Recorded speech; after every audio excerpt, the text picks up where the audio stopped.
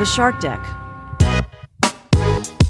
Johnny Mac with your daily comedy news. Deadline profiled Matt Rife and said, "Hey Matt, your success with social media and self-produced specials seems to highlight what's so exciting about the world of stand-up today." Rife said, "The idea and root of traditional success in comedy doesn't really exist anymore. It's so much fewer and far further between now. You'd get a late night show for 5 minutes, then you do Montreal, you get a TV series, and Netflix or Comedy Central picks you up for a full special. That really doesn't happen now. The entertainment industry has gotten so lazy via social media, and social media does provide everybody with kind of an opportunity to get seen and build an audience. Now, a lot of it is luck. I can't tell you what I did the first time to get my first couple TikToks to pop. I couldn't tell you what that is." Apparently, Rife used to hate social media. He said, "I'm a 55-year-old man. Like, I grew up around 40, 45, 50-year-old comedians who taught me the roots of success. That's how I saw their careers blossom. So I built my entire career in life thinking that's how things are going to work. But now social media gives you the opportunity to get in front of people. The entertainment industry has kind of screwed itself over in that they've lost the power of accessibility. That's now in your phone." Will Matt Rife start acting? He said, "Absolutely. I love acting just as much, if not more, than stand-up. I just haven't been doing it as long, and I haven't been able to get my foot in the door as well as I have with stand-up. But now that I have the freedom and success via stand-up, it opens up avenues in other areas that I'm passionate about, like film and TV, that I'm hoping I can make the transition over to, because it can only feed itself. I've done a lot of independent work. I've done a lot of MTV, Disney-style stuff, so I'm really looking forward to the next project that I work on in acting to be something that I'm really proud of and enjoy doing." Matt Rife is working on some new material. He said, "His new hour is so much fun for me because the first half of it is so silly and ridiculous and fun. And the second half is some stuff I actually got to pour some thought into, which, if you've watched either of my previous specials, I kind of like to end the last of it with something people can think about and put some thought behind and giving some real perspective on something I'm genuinely passionate about, as well as making it funny with a fun story. So I'd say it's my most fun hour yet. I think people are going to really like it." Mark Norman spoke to the 800-pound gorilla about touring with Bert Kreischer. Norman said, "It's a blast. It does take a special kind of comic. You got to be willing to rally. A lot of comics are lazy, pot-smoking, pajama-wearing people. And this is like, you got to drink all night, do the shows, and then you got to wake up and go slip and sliding at noon. It's not easy every time. Once you're in it, you're all right. I partied my ass off in college. I'm from New Orleans. I'm a drinker tried and true, so I can do it. It's not for everybody, but yeah, it's the best." Mark Norman said when he meets fans, they're basically expecting him to spend all night partying with them. Mark said, "It's awkward. I'd like to drink, but chit-chat, it's like, hey, what are you up to? How you been these days?" And I'm like, okay, I'll take the shot, but I don't want to small talk. I'm an introvert at the end of the day. I just feel guilty, so I had to stop doing it because people get so disappointed, and I feel like I was letting them down. They're like, "What the hell, man? You don't want to hang out with us?" And I'm like, I don't know you. You know me. I don't know you. I don't want to sit here and hear about your dog. Jessica Curson was talking about the importance of social media and said, "Nowadays, unless you're a regular on a TV show, you have to play the game. Many people don't want to do it and don't know how. It's a lot of work. I need to bring someone to film every performance and pay people for editing, adding subtitles, whatever's needed.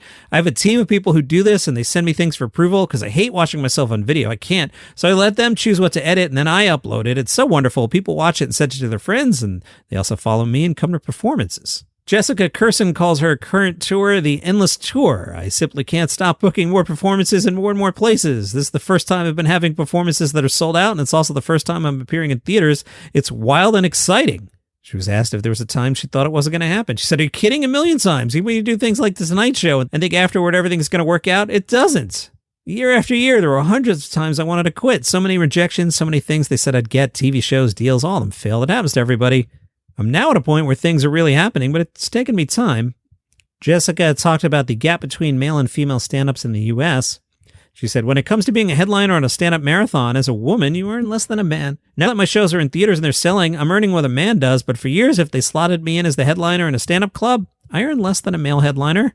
Jessica, "Is there anything you won't talk about on stage?" She said, "Yeah, I don't badmouth my parents, my family, my relationship. I'm private. Though it seems like I'm so open and revealing of myself, there are parts of my life that I'm very private about. And I don't talk about politics. I don't think it's funny. I have to find something funny in a topic I talk about, and there's nothing funny, in my opinion, about what's happening in politics in the United States. It's disgusting." Paul F. Tompkins spoke to Variety about therapy, and Paul said, "I think like a lot of people in comedy, I thought my fear was if I become happier, I'm not going to be funny anymore. And really, I was just afraid of therapy. I was afraid of what if I found out terrible things about myself? What if I find out I'm a monster? What if I have a recovered memory? It's really just the fear of the unknown. It's the fear of finding out stuff about yourself that's not pleasant or it's sad. It's not like, oh my God, I'm going to be Hannibal Lecter. It's somehow knowing in the back of your mind, I'm going to have to talk about stuff that I don't want to talk about, and that's going to be uncomfortable." If you like what I do here, buy me a coffee at buymeacoffee.com/dailycomedynews. The Milwaukee Comedy Festival is returning to Wisconsin for its 18th year. They've announced the lineup. The festival is October 1st through the 8th. Let's take a look at the lineup. On the 1st, at the Lakefront Brewery, Kelly Ryan and some more comedians TBA. On the 2nd, it's the Roast of Milwaukee. That sounds fun. On the 3rd, Gray West, Christine Ferreira, Paul McCrary, and Ryan Mason will play. October 4th at the Great Lakes Distillery. A lot of drinking at this festival. I like it. John Narum, Danny Lang, Joe Eames, and Johnny Beaner. October 5th at Shank Hall, it's Todd Barry. And let's see, some other folks you probably haven't heard of other than Kyle Kinane, who is your headliner on, what day is this one? On the 7th. Nina G has released her first solo comedy album. It's called Stutterer Interrupted. Nina said, the first time I did stand-up, a woman in the audience laughed, like genuinely laughed, about a joke I made about my experience as a woman with a stutter. I asked her if she stuttered, knowing the odds were low that she did. When I asked her, she said, no, it's just funny. And I was like, oh, people can laugh at my jokes and my perspective on this. Recently, someone who I don't think really listened to my act said that I make stuttering the butt of my jokes. But it's like, no, I make the people reacting to me the butt of my jokes.